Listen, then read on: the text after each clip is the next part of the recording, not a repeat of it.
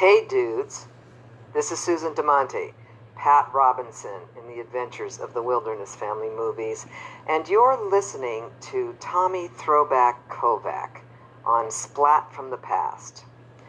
Listen all the way to the end because, well, since I'm Italian, Tommy wants to know if my toes smell like sweet grapes of wine.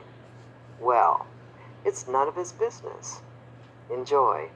Hey dudes, welcome to Splat from the Past, the only 80s themed horror and sci-fi show where things could get totally radical. Now today, I will be welcoming back my good friend Susan Damante, and we're going to have a chat about the sexual revolution of the 60s. As you know, in the last few months, I've been doing a lot of these type of shows with a lot of my elder guests talking about just what a crazy time it was growing up during that time. It's a new obsession of mine, and I'm going to keep talking about it until I get sick of it. And I'm going to talk to her about that. She showed me a really great short film after the podcast we did last summer that I want to ask about a little bit more in depth and see what else she's working on. We're just 2 days away from Valentine's Day. Today is Lincoln's birthday, but we all need love in our hearts. So let's all love one another in this crazy time of quarantine. We will get back to the world. We will.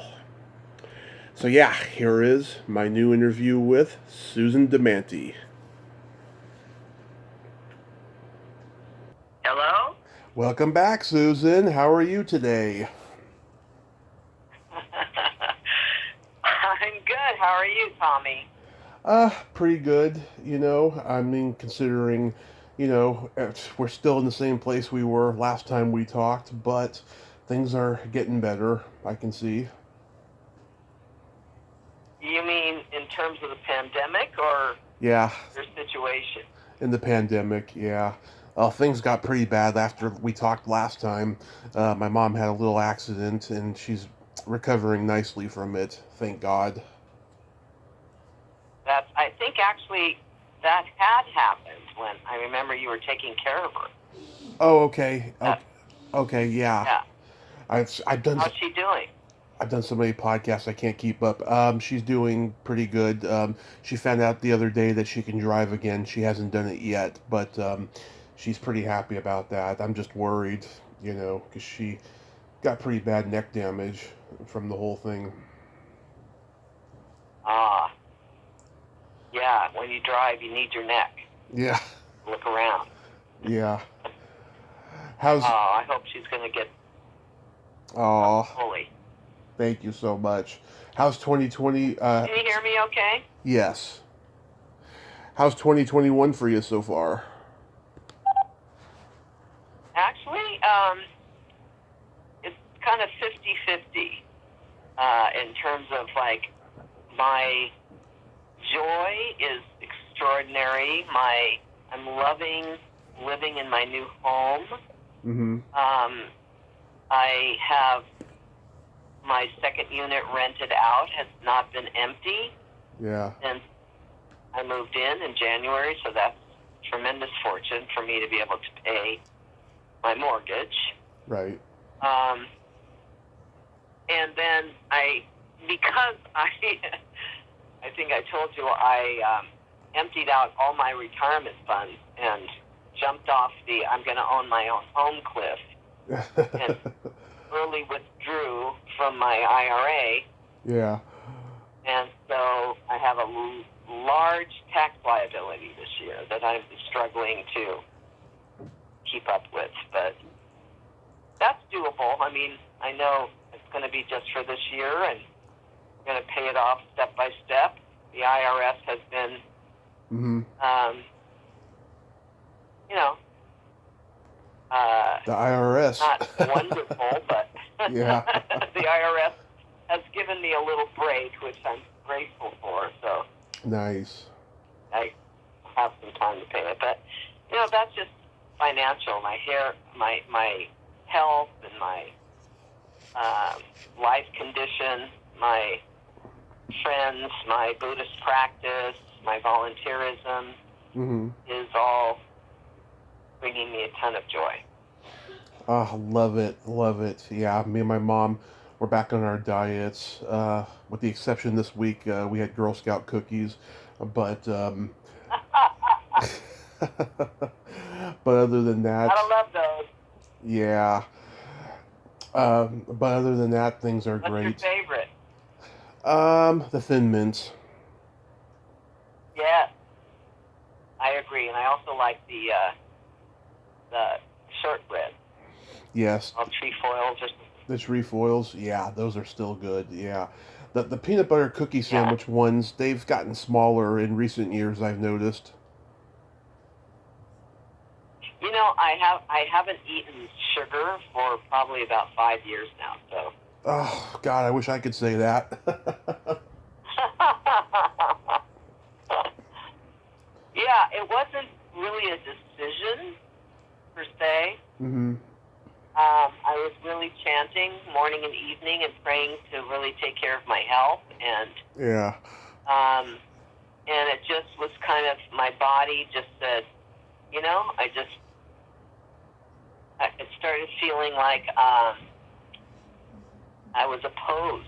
You know, it was opposed to any sugar. My heart started racing every time I would eat sugar, and I would crash really badly, and I want to take a nap, and Oh yeah. it just started giving me the signal that time was up for sugar. Yeah. But then, you know, I love my glass of wine every night. That has grape sugar in it, but and I love pasta because I'm Italian. Mm-hmm. So that's, you know, carbs have sugar. So Yeah. it's just, you know, cakes, cookies, and that kind of thing I just haven't eaten. I know my mother being Italian too, she's got a problem with the pasta thing too. She's been making it like at least once a week now, and I'm like, Mom, God, we're on a diet, you know, that's carb, you know, and stuff, and she just can't resist it. That's hard when you have a Mediterranean, you know, background. Yeah. You know, and your body craves it. Yeah. I mean, so overall, everything's good. You know, we found out my stepfather died on Halloween. We didn't know about it till like 2 weeks later, you know, and there's a lot of bittersweetness there and stuff. It's been really. That was sudden? Yeah, he'd been claiming to be dying for like over a decade, and we didn't believe him. But then it took us by surprise. Oh my goodness. Yeah, well, he had a lot of health issues in general and stuff, and a lot of problems. But he's in a better place now. I'm sorry for your loss. Thank you, thank you. So yeah, I'm obsessed with the sexual revolution of the 60s. I've been talking to a lot of people about it lately. You grew up in that time. Tell me what you remember from that. The sexual revolution. Yeah. Well, you know, I was pretty much an overall good girl, but Mm-hmm. it was so funny. I was talking to a young woman yesterday, encouraging her about her relationship, and, you know, it seems like nowadays, you know, you start to have a relationship with somebody, Mm-hmm. and that immediately you have to think of, is this the person for me? And, you know, what's the next step? Am I going to make a commitment to this person? And, you know, I'm not sure I like this about them or that about them. Not quite, you know, I get a gut feeling that there's something there's something missing. And I said to her, you know, when I was your age, she's like 23, 22, 23, I had like 3 or 4 boyfriends that were whining and dining me, taking me out for concerts, bringing me flowers. One bought me a puppy. Oh. You know. Yeah. It was like, and I was just enjoying myself. I mean, I was really honest with these guys, was that, you know, I wanted to have fun, and wasn't really into having a commitment relationship, and if they wanted to have fun too, then that's good. Of course, Yeah. then it always comes down to they start to fall in love with me, and then I'd have to, have the conversation. Mm-hmm. So, I think,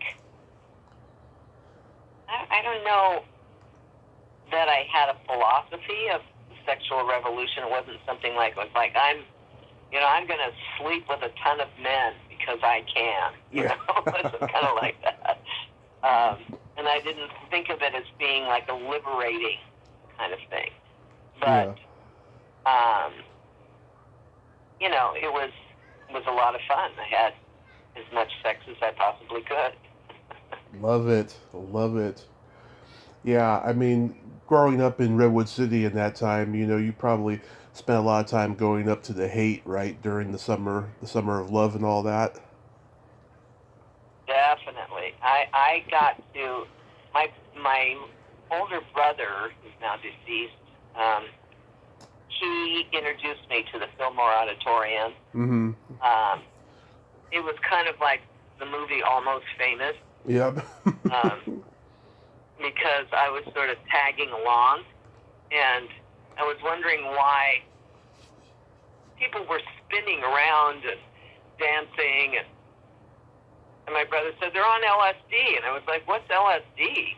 Yeah. And then he taught me what that was, and I got to see every famous 60s band you can think of, because it ended up that I would beg him to take me every single week. I saw the Doors, Jimi Hendrix, Yep.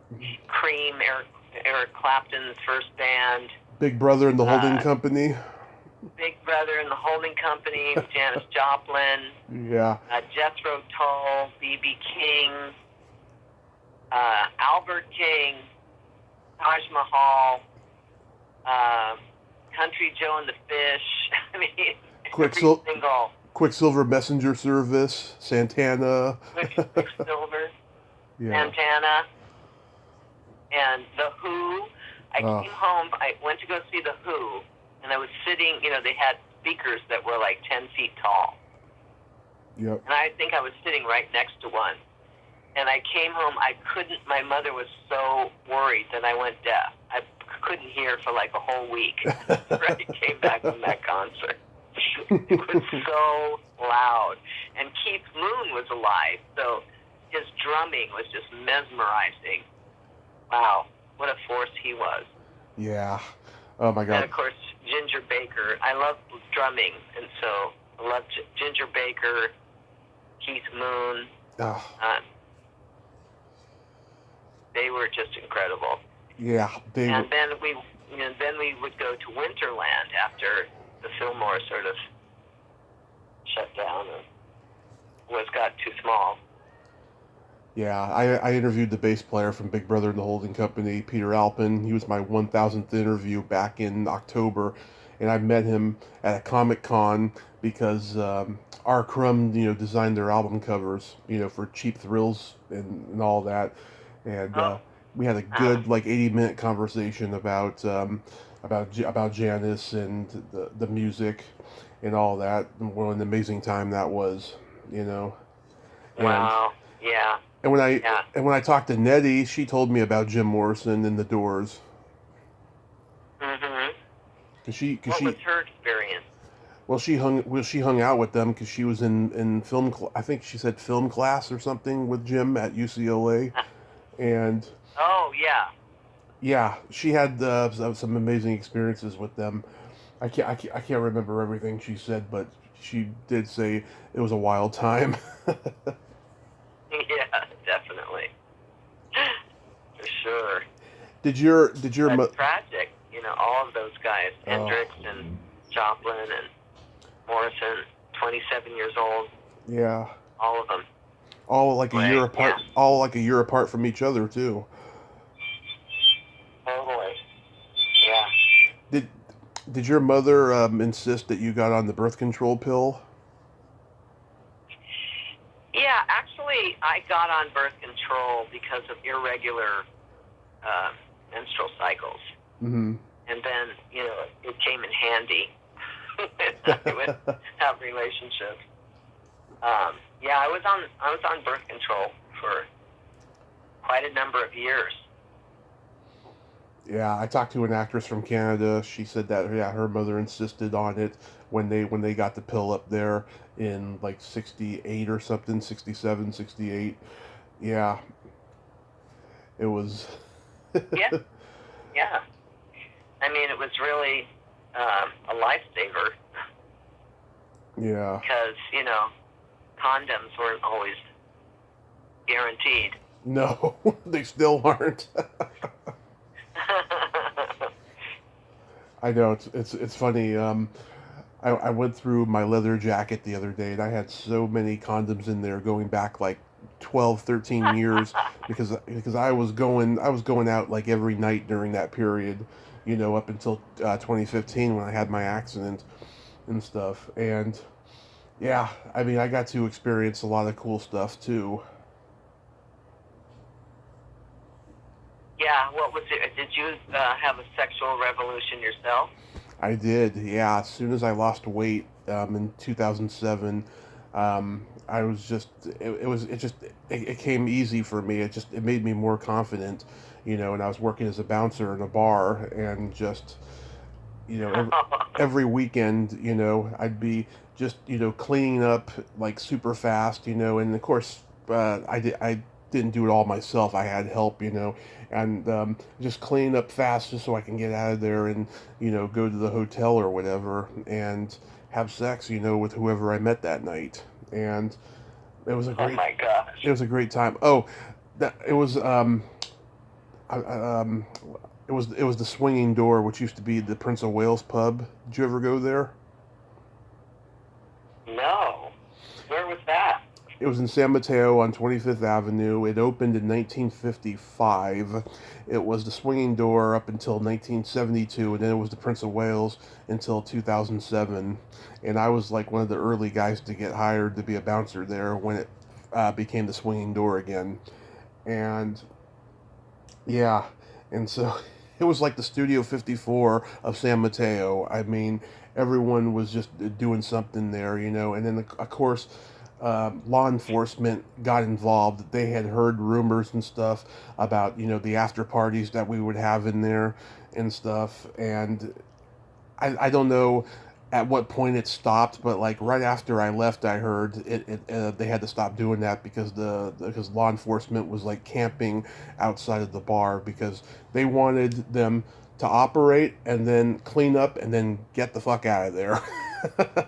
Oh, they didn't want no after parties there at all. Yeah. Yeah, the freaks come out at night. Yeah. I was so happy. I was so happy though I got to be a part of that, and I plan on writing a book about it someday. Oh, you should. Yeah. Did you have Yeah, Oh, go ahead. Go ahead. I forgot. Go ahead. Okay. I used to think to myself, I really was so fortunate not to get some really terrible sexual transmitted disease that time. Because nobody was really checking, Yeah. Well, it was easier then because all you had to do was get a shot and it was gone, but now it stays with you forever like luggage. Oh, God. Yeah. No. Yeah. Did you have any gay friends back in the day in school?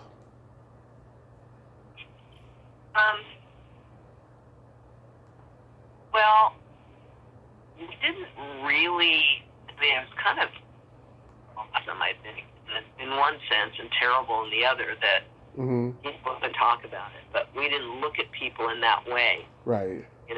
Like we looked at someone's sexual preference. They were just people in our high school. But subsequently, when having high school reunions, then I was able to see those who were gay, and were gay, obviously, in high school, but nobody talked about it. Right. You know, Yeah. I mean, the innocence is kind of amazing and was non-judgmental, but then I'm sure it was hard on them not to come out and be themselves. Yeah. Yeah, I talked to this one actress. She told me she had a lot of gay friends in Broadway theater, and she said that, Yeah. in those days, the women didn't brag about having sex, but all the gay guys would. I mean, they told the dirtiest stories. And she told me one time they were supposed to go to a show or something, right? And he was over half an hour late. And when he finally showed up, he said that he was walking, he saw a good-looking guy with a dog, and then he started talking to him about the dog. And then next thing you know, him and the guy went into the apartment and had a quickie, and then that's when he showed up afterwards. Oh my gosh. Yeah. Jeez. Yeah. I wasn't that loose, but looking back, it was just something you did after knowing a person for a couple hours. It's like, Oh, it's been the case. It's been the case for me too in many situations too.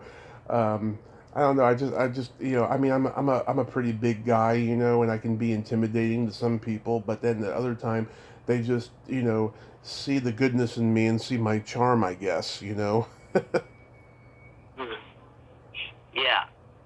Yeah. Yeah. I don't know. I don't know what it is. But yeah, I mean, in general. Well, charm is a good thing. Yeah. Charm is a nice quality to have. Yeah. I mean, back then, women in general didn't brag. I think the extent of women bragging about sex is that they would, go get their hair done, and they would say something like, he sucked my big toe last night. That's the extent of the bragging. Yeah. That's true. Yeah. I don't know. I mean, I never bragged about it much, but it depends on, if you have a whole circle of girlfriends, you start getting into that discussion. But guys always brag about it, mostly. Oh yeah. Yeah, I don't even think back then, no woman admitted to giving oral to their husband back then. Oh yeah. Yeah, you don't talk about that stuff. Yeah, when they would go, they would say, the husband would go up to the city and pay for one, but that was about it. Wow. Yeah, it was Your private stuff. I'm not going to talk about that. Yeah. Yeah.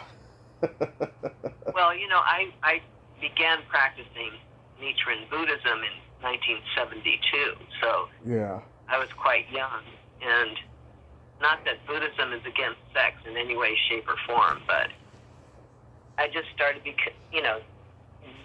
starting my journey of self-reflection and my behavior and looking at myself with some wisdom and,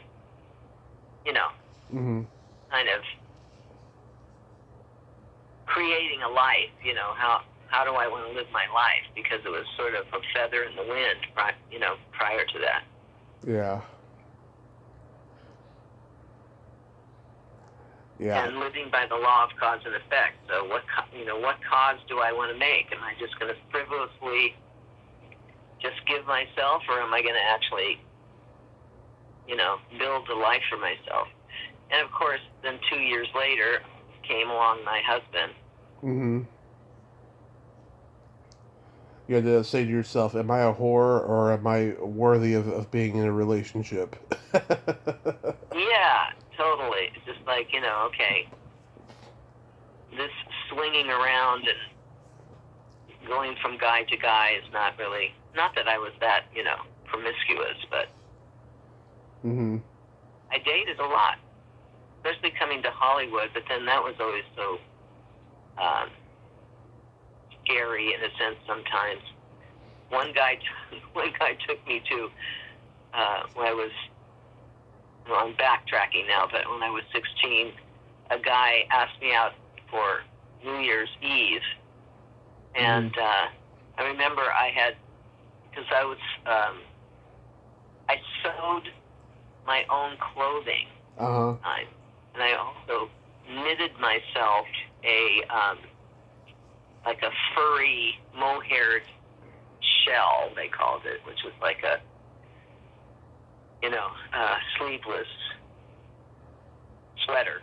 Right. And I was so happy, and I got all dressed up and everything, and I didn't think to ask where we were going or anything like that. And the next thing you know, he's pulling into a drive-in movie. And I'm thinking, okay, we're going to a drive-in movie for New Year's Eve. Right? And then, of course, the arm goes around my neck and the tongue goes down my throat. And I'm like, oh no, how do I get out of this? And so, I had to sort of, hey, I'm not really feeling well. I just, I'm so sorry to end this date. Yeah. I'm going to have to go home. I'm just not feeling well. That was quite an evening of shock. Mm-hmm. I was a little naive at that time. Because Yeah. it was just sort of like, oh, so-and-so wants to take me out. But not thinking, oh, no, they're not just taking you out. They want to have sex with you. Yeah. Oh, really? Oh. I did. My, that didn't occur to me. I did the online dating thing for a long time during my my bar years, and it was just every woman was nuts. Every woman wanted sex only, and that was it. And I really wasn't looking for that, even though I was young and I was horny. I still wanted a relationship, and Yeah. it was just weird. Oh my God, there was this one woman. She was Italian, by the way, and she was from Italy, and she was old enough to be my mother. I was like 25. She had to have been in her early 50s. And oh my God, during sex, she would not like move or make noise or anything. And it was like having sex with a corpse, right? And Oh, no. when I came, I said to her, how come you haven't been responding this whole time? And she's like, that's how I have sex. I just take it in. I was like, that is fucking weird. Yeah. Oh, my gosh. And I remember she took me to her home, and she lived in a trailer park. She was trailer trash, and she had a son. Oh no, she had a daughter, and who had a boyfriend who was very, very heavy. I remember he had like freaking pants that were like falling and stuff, and his belly was like hanging low and all the stuff, and it was really awkward being there, and I was just like, God, this is scary. It made me start think objectively about using online dating. Yeah, I never did online dating, thank goodness. Yeah, I mean, sometimes you meet your soulmate, but it's very, very rare. You have to just be at the right place at the right time, I guess. Yeah, I have a girlfriend of mine that actually met her soulmate on a dating app, and they're really, really happy. Oh, when you said you had a girlfriend, I thought you turned lesbian. So one of my girlfriends found a husband. That's what I meant. But yeah, I think now everybody. I've been divorced in 2006, and everybody's always saying, "Oh, who are you dating? Are you dating? Are you?" And I have absolutely no desire. Right. It's really interesting. And at first I kind of questioned myself, like, is something wrong with me? Why shouldn't I want to be in a relationship? And Yeah. and after I really started having boyfriends at 14, 15, Mm-hmm. and constantly, and then was married for 30 years. And so I don't feel that I need to fill my life with a person. I have so many people I love dearly and deeply, and people who love me dearly and deeply. Right. And, you can love someone so deeply and not have sex with them. Right. And just enjoying. I don't feel lonely. I enjoy the solitude. For all of my life, since a teenager, I was with someone or around someone. And it just feels so amazing to live my life on my own and make my own decisions and make my own way. And it's very, very joyful. Not that I don't think people should be in relationships, but I was able to discern to myself, Right. am I feeling a lack of something? And I'm not. Right. That's beautiful that you're doing that, Susan. I guess as one gets older, they mature and they think back and say, I had fun, but this is where I'm at now. Yes, and I'm having a lot of fun. I'm having more fun sometimes than I had when I was in a relationship, to tell you the honest truth. Yeah. Let me ask you this, and if this makes you uncomfortable, you don't have to answer it.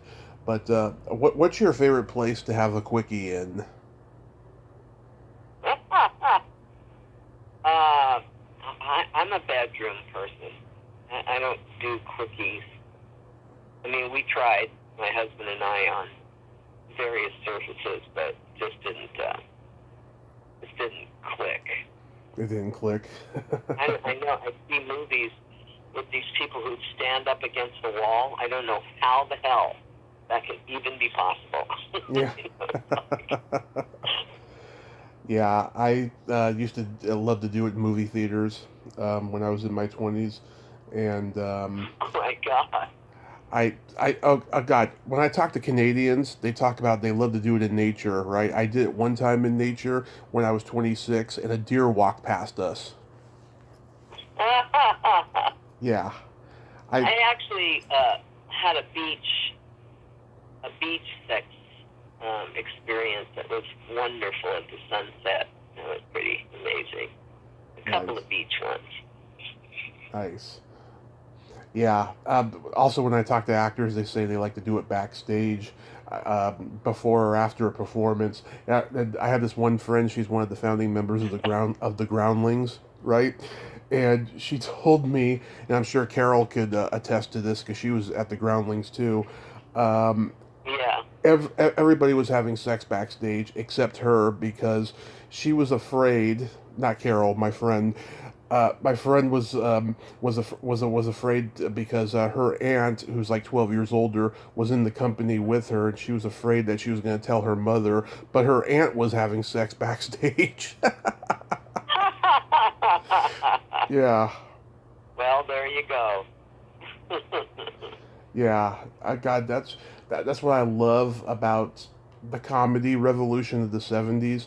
You know, everybody was young, everybody was smoking pot, everyone was having sex in public, and there was no business, there was nobody there, and everybody could experiment, honing their craft, doing comedy and stand up or an improv, in those days. And now it's very different. It's a business. You got to make money. In this venue, otherwise, they're gonna close this venue down. That's the mentality now.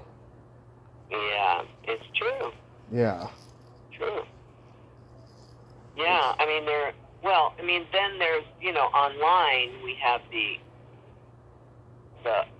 whole internet to create. Yeah. So, I was looking at this, I guess it's off the subject, but Yeah. Go ahead. this group of black young people in Atlanta Uh-huh. who are doing TikTok. Um, they it's like a revolution of dance Huh. and talent and culture, and they've raised money and been able to build a house where Mhm. they're in there, and that's what they do full time is create these videos and this choreography, and they have, and the one young man who's running the whole thing is just this brilliant kid that just said, as black young people, we have to create our own content and pave our own way. And the interviewer said, everybody I talked to in the team was praising you, that none of it would happen without you, and he had tears in his eyes. Mhm. The gratitude of being able to see his dreams come true. I hope they really continue, but it's a really great opportunity for anybody to create online now. Mhm. Since the live places are, shutting down, or, as you said, not having that be the place where people can work out. Yeah. I mean, everyone's doing the online stuff now. Thank God for it, because otherwise I wouldn't be talking to you right now. Um, That's true. I can remember after I graduated high school, like 20 years ago, just thinking, God, I would love to have my own radio show. I'd like to find a way, figure out a way to do it, and the podcast world just became a miracle for me. I mean, I found out just before my accident happened, like how popular the podcast world was. And then when I was recovering in the hospital, I'm just like listening to them all the time and just going, God, I love this. This is, I've been pretty close-minded to a lot of entertainment nowadays, because just everything's not the same anymore. Everything's shot on digital. Everything is so fast. Everyone's like rushing to get to the next scene, it seems, when you watch TV these days. And Yeah. I've been very skeptical of it, but the podcast world, no, it's been great, because you can talk about anything. It's just, it's a godsend, and I just hope, it never gets regulated, by the government. Why would it? Well, everyone's trying to, change the free speech amendment Monetize or because of all the stuff that's the happening. free speech? Yeah, because of the cancel culture and all that crap. I see. Yeah. Yeah. Well, from your encouragement, I'm preparing and creating my own podcast. I know. Oh my God, I wanted to talk to you about that. So tell me what. I mean, if you want to keep this secret until it actually goes, you can. But like, what's your ideas? What do you want to do with it? Yeah, it's.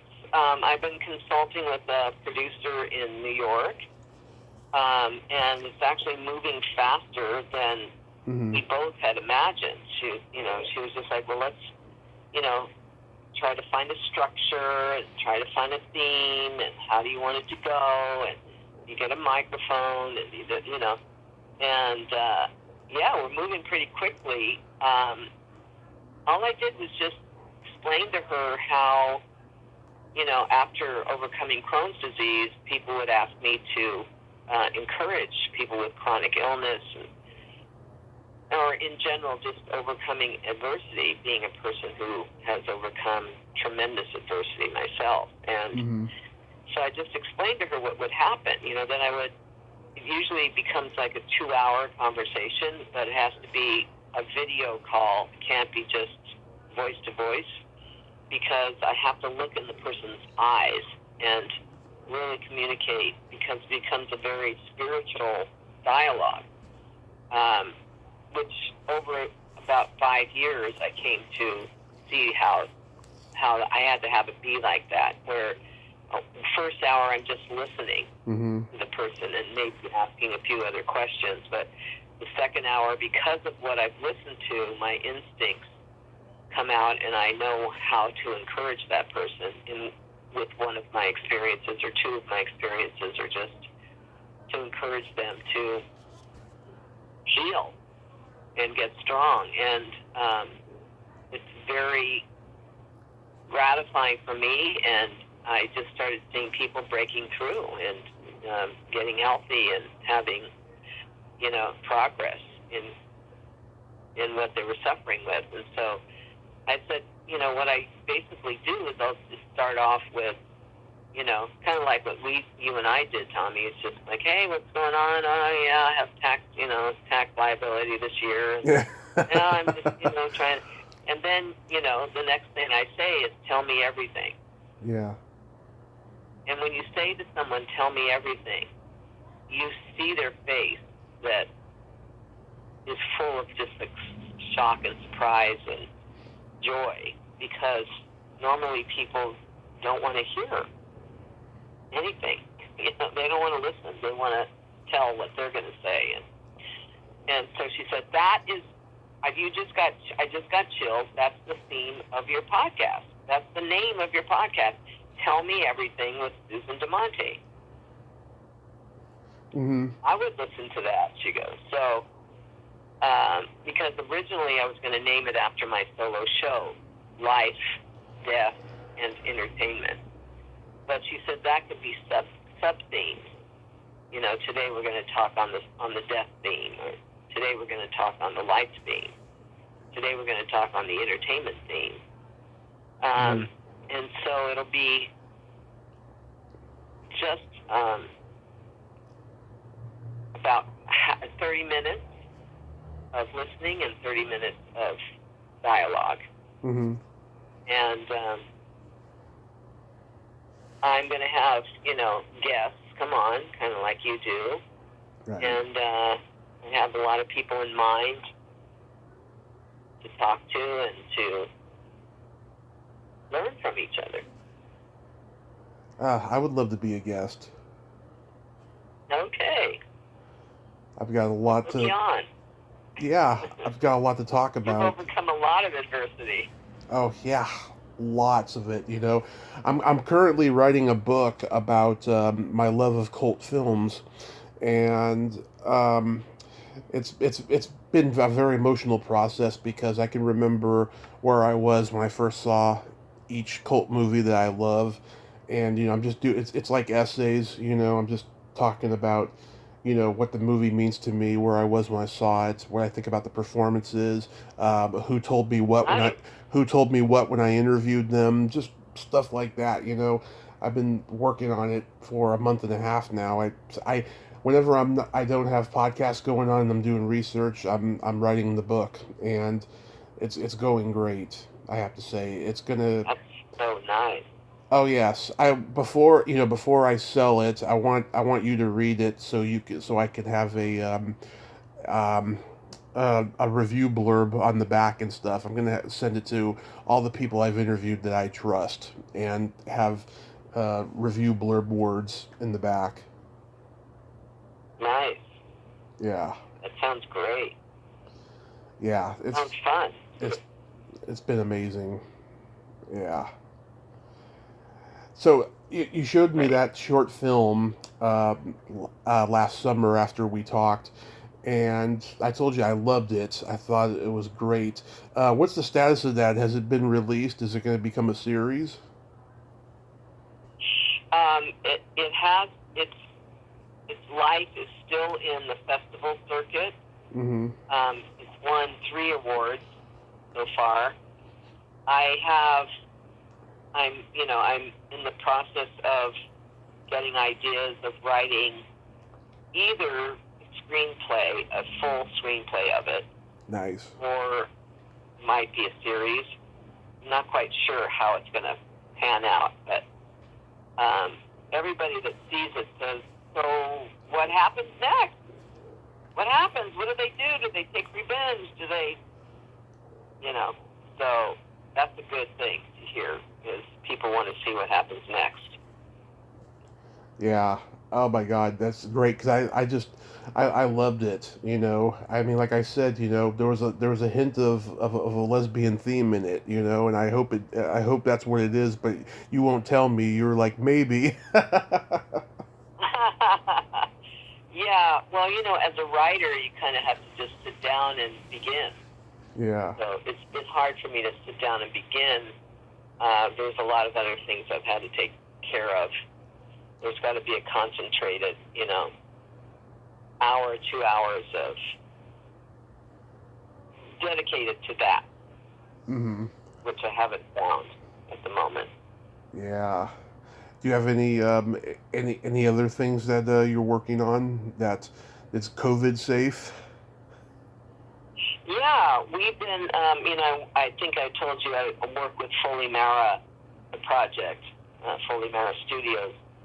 I've been working with them, collaborating with them. That's how I made Repercussions, was through our collaboration. And we've been doing radio plays, a thing called Quiet Please. These old, I should have sent some to you because I think you'd really enjoy them, being you. There are these old radio shows that are,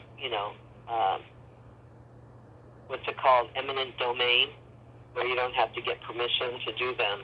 Public domain, yeah. And there are these public domain, yeah. Mm-hmm. Yeah, and there are these, one famous one we did was A Christmas Carol, and it turned out really well. And then we're still doing, there's one coming up that I'm doing that's called Three Sides to the Story. Mm-hmm. And they're all kind of mystery with the music and the,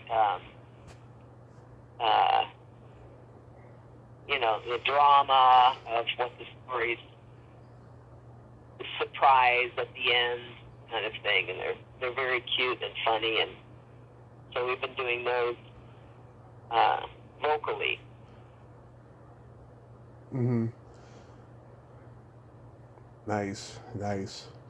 Yeah, I mean, yeah. I know that productions have started up again. Everyone's getting COVID testing. I mean, they're really taking a risk with it. But, I don't know if it's because, everyone's delusional that everything's okay now or anything.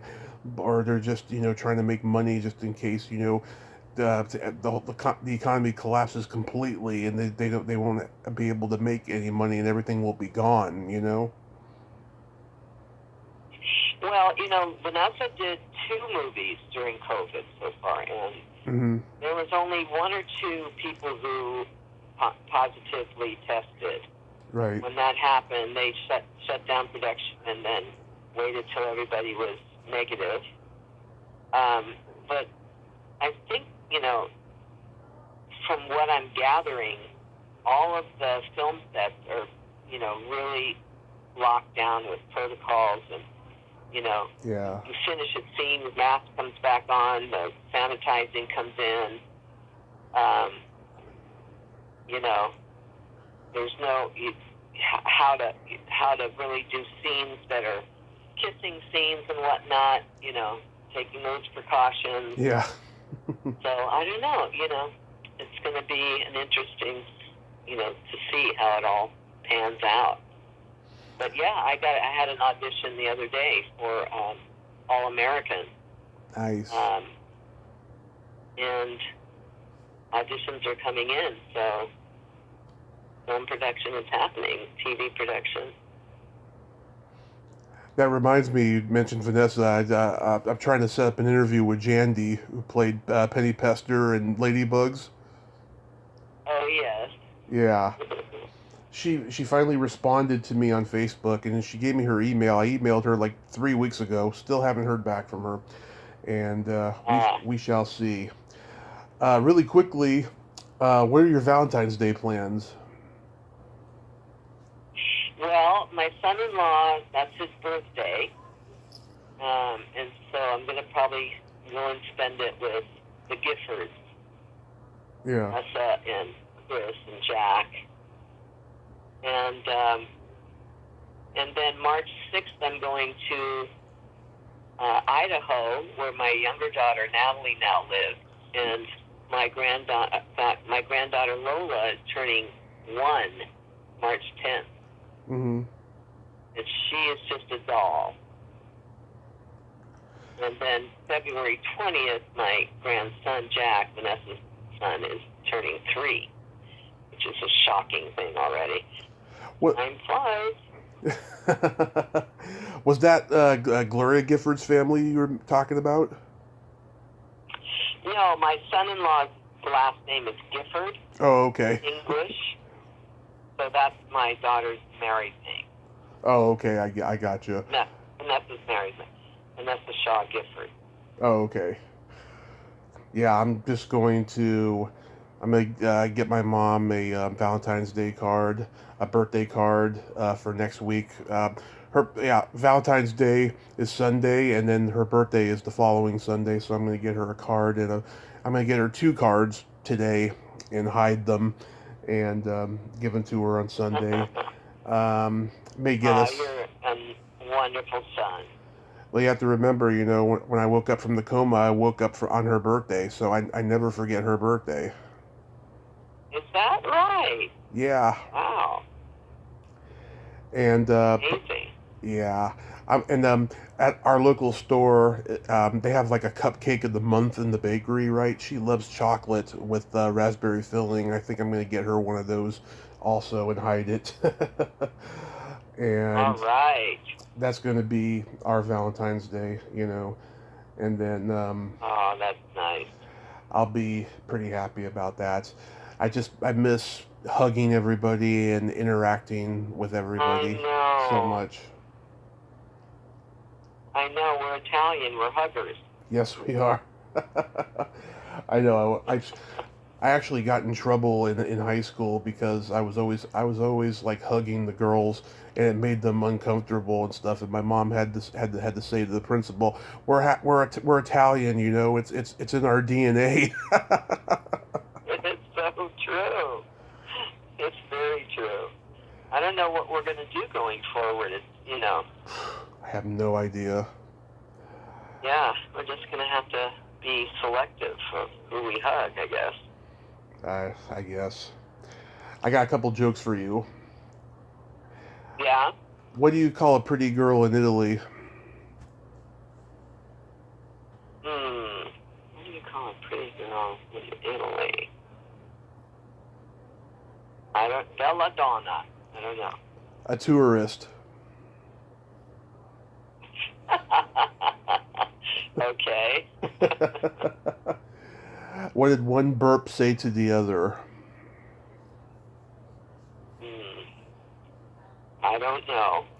Next time, let's be stinkers and go out the back. Okay. Wah, wah. I know, not one of my better ones, but, that was all I could come up with on short notice. Well, I know you got to get to your Zoom thing, Susan. I thank you so much for coming back on. Thanks so much. Yes. Yes. Always a pleasure, Tommy. I always have fun with you. Yes, I hope the sex stuff wasn't uncomfortable. I hope it was titillating. That's always the intention. Oh, yeah. I'm sorry I didn't have more, explicit experiences to share. That's okay. But plenty of people I talk to do. All right, Susan. You have a great day. Stay safe. I'll talk to you soon. All righty. Bye-bye. Bye-bye. Well, there you have it. Susan Damante. Ain't she a sweetheart? Oh, what a great lady. I love her so. She's my Italian aunt. I love her. Well, until next time, this is Tommy Throwback Kovac saying there's no shame in living in the past because the present sucks. Later, dudes.